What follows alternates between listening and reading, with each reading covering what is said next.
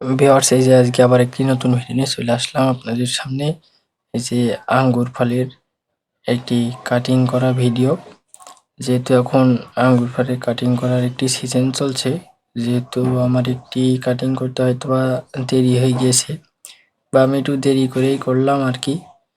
তো ভিডিওটি আপনারা দেখতে থাকুন, আমরা কিভাবে কাটিং করার শেষে কি কি ঔষধ ব্যবহার করি বা ছত্রাকগুলো ব্যবহার করি। তো আপনারা ভিডিওটি দেখতে থাকুন।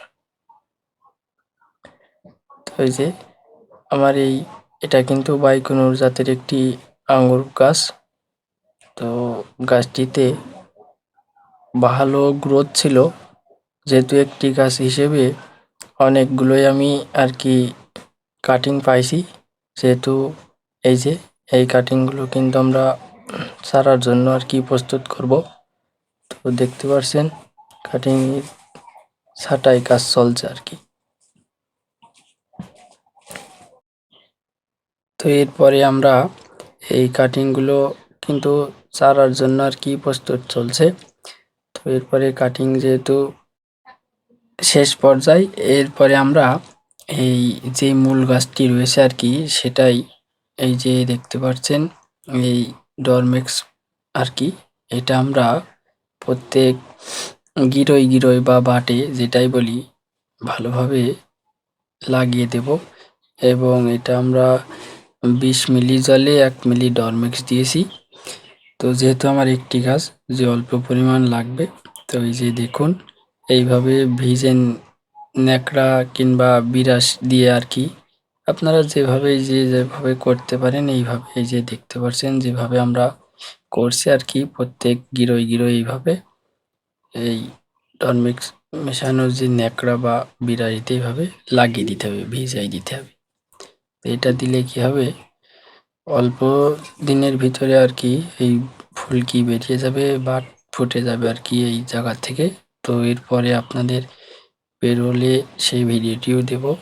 তো আপনারা দেখতে পাচ্ছেন, যেহেতু আমার একটি গাছ, তো দেখা যাক কি পরিমাণে এই বছর আমি ফল পাই, সেটা দেখাবো আপনাদের। তো এই যে দেখুন গাছটি কিন্তু 1 বছর বয়স হয়নি এখনো। তো এরপরে ডরমেক্স দেওয়ার শেষে যে কাটিংগুলো আমরা আগা থেকে কেটেছি, সেই জায়গায় যে দেখতে পাচ্ছেন ছত্রাক আছে, এই যে কপার জাতীয় ছত্রাক, এইগুলো আমরা প্রত্যেকটির মাথায় মাথায় দিয়ে দিচ্ছি। এটা দিলে কি হবে, যে যাতে আগায় কোনো ধরনের ছত্রাক বা পচা না লাগে, সেজন্য এগুলো দিয়ে দিচ্ছি, এবং আগাগুলো যাতে না শুকায়। তো এই যে দেখুন এইভাবে কিন্তু আপনারা আঙুর ফল গাছের পরিচর্যা বা কাটিং শেষে এই কাজগুলো করতে পারেন। এবং এই সময় কিন্তু গাছের গোড়ায় পর্যাপ্ত পরিমাণের সেচের ব্যবস্থা করবেন, যেহেতু সামনে প্রত্যেক গিরো থেকে আর কি ফুলকি বের হবে বা বাট ফুটবে।